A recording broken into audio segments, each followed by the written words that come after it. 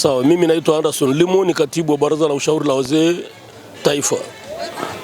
Sisi kama wazee tunaunga mkono maelekezo ya serikali ya awamu ya 6 inayoongozwa na Rais Dr. Samia Suluhu Hassan kuhimiza michezo mbalimbali kwa wananchi na hususan kwa wazee. Na tunavyojua kwamba michezo ni afya. Michezo inaboresha miili yetu. Michezo inamfanya mtu kuwa mkakamavu. Na michezo vile vile huleta amani, upendo na ushirikiano.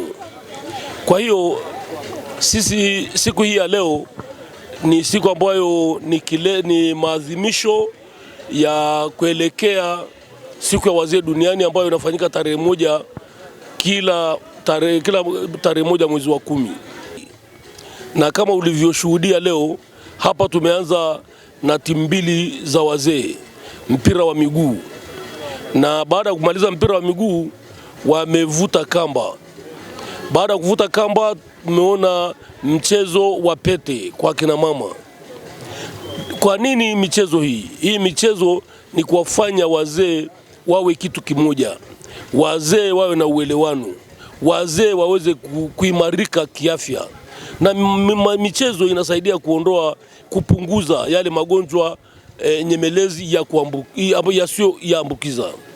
Na magonjwa ambayo sio ya kuambukizwa ni kama vile pressure, sukari, maumivu ya viungo, miguu na kadhalika.